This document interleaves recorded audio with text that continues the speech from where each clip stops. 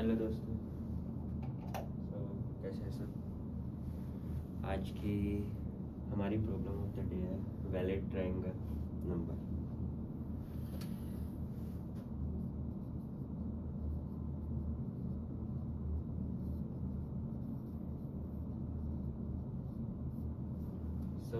ये प्रॉब्लम थोड़ी सी मस्त टाइप से है क्योंकि इसमें यूज़ हो रहा बाइनरी सर्च।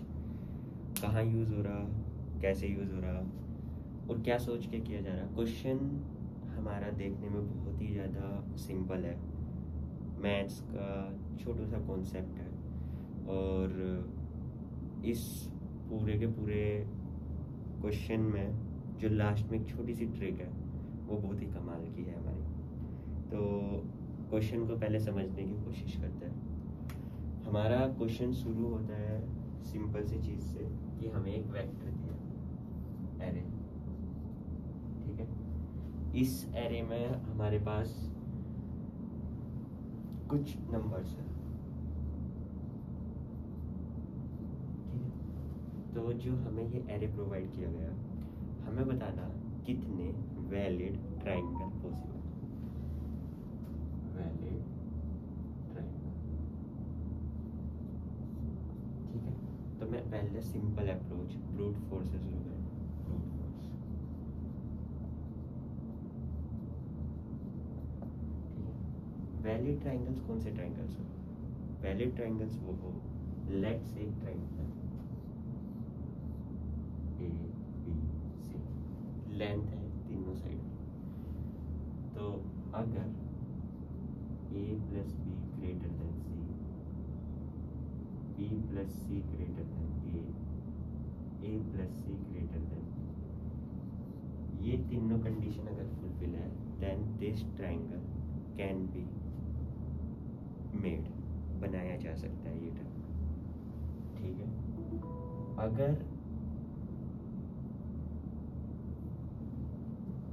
मैं इस चीज़ को फॉलो करूँ तो हमें ब्रूट फोर्स क्या करना पड़ेगा, हमें n क्यूब 3 लूप चलाने पड़ेंगे ये चेक करने के लिए कि कौन कौन से ट्रायंगल्स पॉसिबल है। सिंपली एक फॉर लूप i से 1 तक, i से n तक, ठीक है। दूसरा फॉर लूप अगेन j 0 से n तक,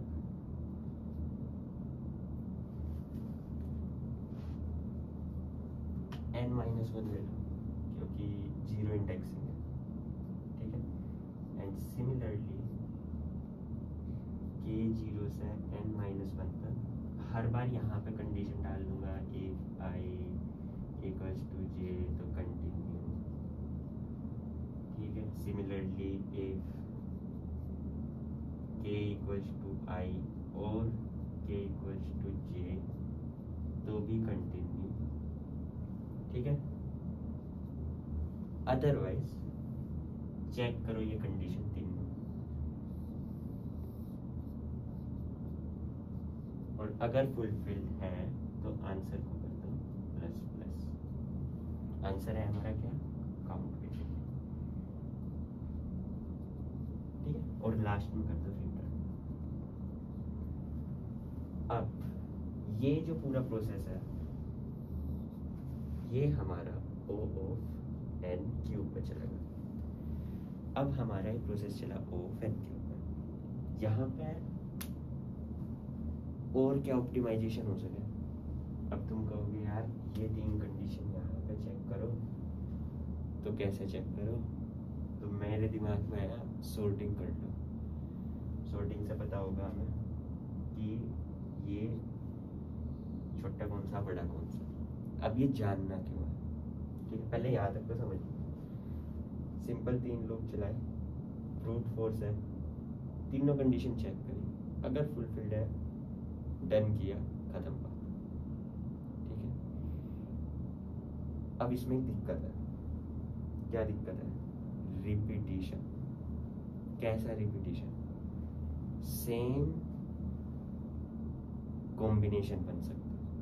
कैसा, ये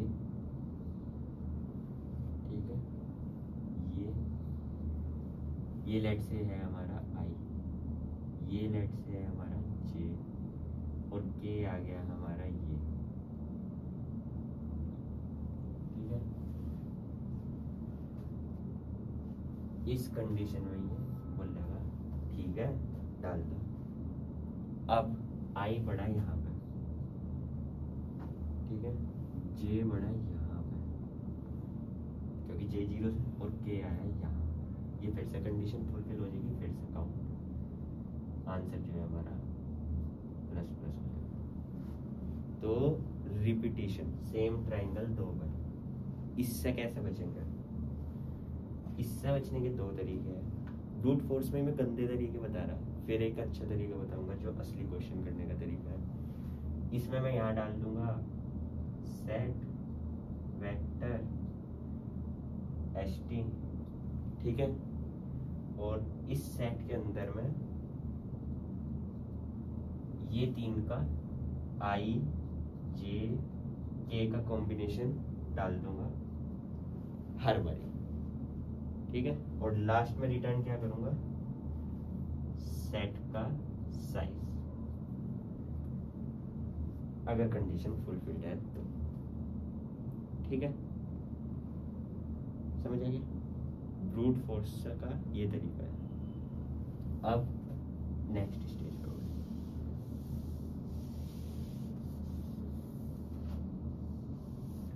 अब मैं इसे ही ऑप्टिमाइज कर सकता हूँ। कैसे? अगर मैं कहूँ कि ये सॉर्टेड है, तो ये बन जाएगा 2 3 4 4, ठीक है। अब क्या होगा?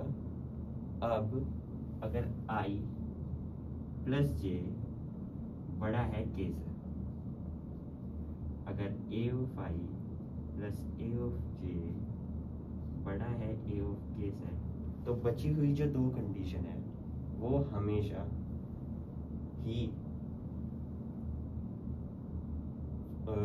ही फुलफिल्ड होगी, क्योंकि K तो सबसे बड़ा है ही, और K को I और J के साथ मिला लो तो ऑफ कोर्स बचे हुए से बड़ा होगा ही। तो ऐसी कंडीशन में मैं क्या कर सकूं? मैं यहाँ पे लूप चलाऊंगा I इक्वल्स टू 0 से IN-1 तक, J equals to I plus 1 से N-1 तक, and K equals to J plus 1 से N-1 तक, ठीक है। ये लूप चलाऊंगा, बोल लूंगा अगर ये कंडीशन फुलफिल्ड है कि A of I plus A of J greater than A of K है, तो वो सच है, और आंसर कर दो प्लस प्लस।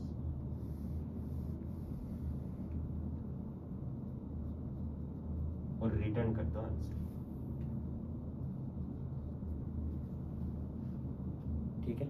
इसमें दो चीजें हो रही है, डुप्लीकेट्स नहीं आ रहे, ठीक है।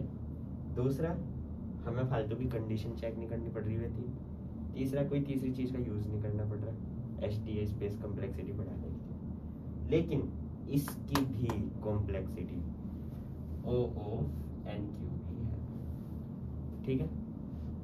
अब क्वेश्चन बना है इसे कैसे करे जाए, इसे कैसे अच्छे से किया जा सके। तो अब बढ़ेंगे अगले अप्रोच की तरफ।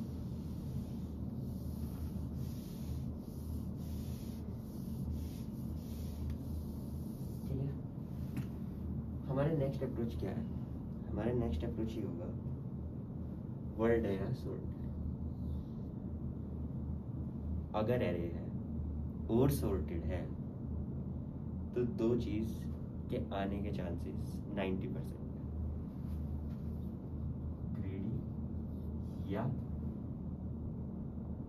बाइनरी सर्च,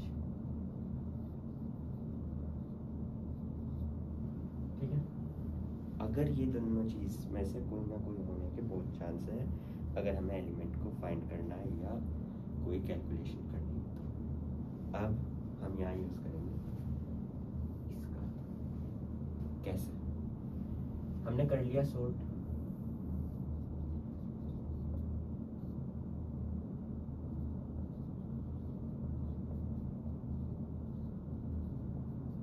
ठीक है। अब हमारे पास एरे है ये।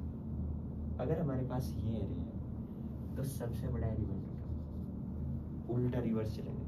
जो हमने अभी किया उसका रिवर्स। हमने क्या किया था, दो छोटे एलिमेंट उठाए और उन्हें 4 से कंपेयर करते गए। रिवर्स, हम बड़ा एलिमेंट उठाओगे, लेट से i n-1 से शुरू होगा और n इक्वल्स टू 2 तक जाएगा। क्यों? n इक्वल्स टू 0 और n इक्वल्स टू 1, तो i इक्वल्स टू 0 और i इक्वल्स टू 1 हो ही नहीं सकता, क्योंकि हम इससे नीचे के दो एलिमेंट ढूंढ रहे हैं। ट्राइंगल की है 3 साइड 4, ठीक है। अब यहाँ पे क्या करेंगे, हम बोलेंगे एक ले लो j जो हमारा 0 से शुरू होगा और एक ले लो k जो हमारा i-1। मतलब एक यहाँ पे पॉइंट कर रहा है, एक यहाँ पे पॉइंट कर रहा है और हमारा i तो है ही, ठीक है। थोड़ा साफ सा कर देते हैं और तुम्हें समझ 2 3 4 4 लेट्स से 6, ओके। ये पॉइंट कर रहा है, ये पॉइंट कर रहा है,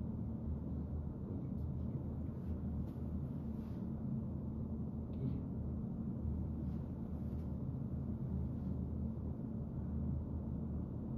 ये हमारा i है, ये हमारा j है और ये हमारा k है। अब क्वेश्चन शुरू होता है।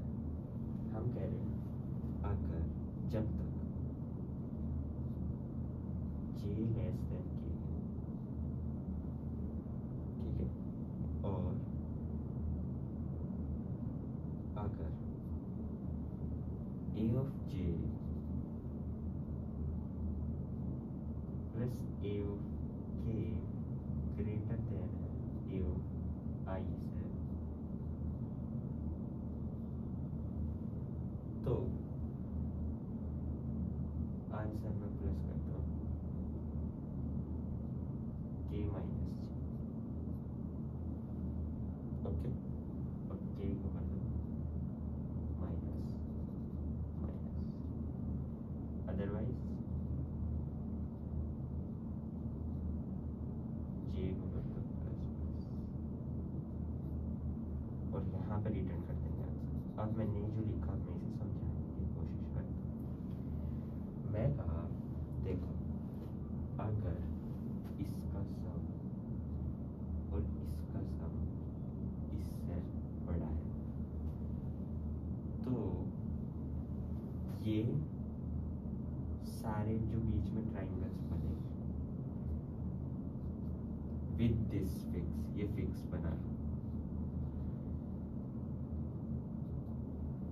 वो सब के सब पॉसिबल है इन दोनों के बीच में। मतलब 2 4 6 भी बन जाएगा, ठीक है, 3 4 6 भी बन जाएगा, ठीक है। अगर 2 4 6 बन रहा तो, जैसे कि यहाँ नहीं बन रहा, तो वो j प्लस प्लस हो जाएगा, लेट से j यहाँ आया, 3 4 6 भी बन जाएगा, 4 4 6 भी बन जाएगा। मतलब क्या है कहने का, हमने इस भाई को फिक्स किया और रेंज निकाल ली कि इससे और इसके बीच में ये लोएस्ट है और ये सेकंड हाईएस्ट है। अगर इन दोनों के सम से लोएस्ट से जो सबसे मैक्सिमम है उससे बड़ा आ रहा, इससे बड़ा आ रहा, तो पक्की बात है जो बीच के जितने भी एलिमेंट्स होंगे उनका जब सम इसके साथ होगा वो इससे बड़ा आएगा ही आएगा फॉर श्योर, ठीक है। अगर ऐसा है तो हम डायरेक्ट ऐड कर दें और बोले रेंज को कम कर।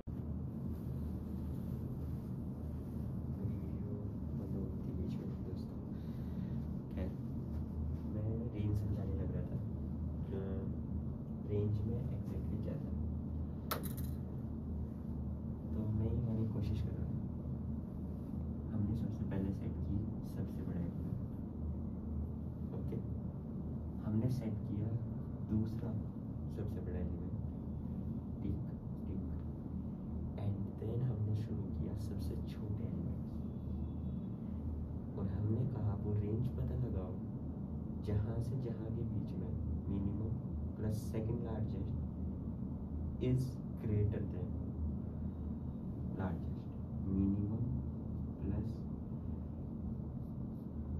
सेकंड लार्जेस्ट ग्रेटर देन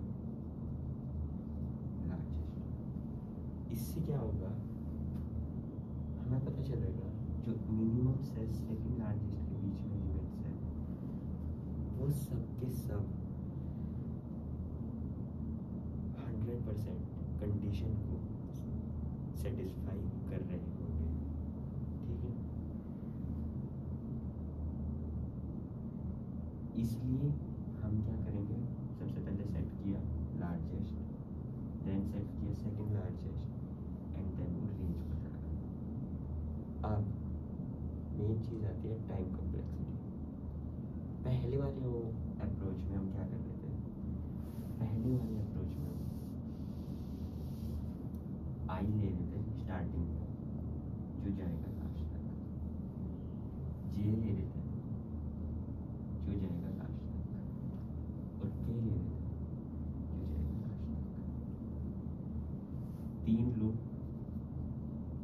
पूरे पूरे ऑफ एन के, ओके। यहाँ पर दूसरे केस में लार्जेस्ट सेट किया आई स्टार्टिंग तक जाएगा, ठीक है। दूसरा सेट किया जस्ट इससे नीचे, और साथ में ही सबसे लोएस्ट भी सेट कर दिया, और ये आपस में बस एक जगह आकर मीट करें, never cross each other, okay. ये वाली कंडीशन, एक loop 2 loop of N square, ठीक है। Time complexity of N square, space complexity, हमको स्पेस यूज करेंगे, आज का क्वेश्चन इतना ही था। कोशिश करी डीपली समझाने की, उम्मीद है समझ भी आ गया होगा। तो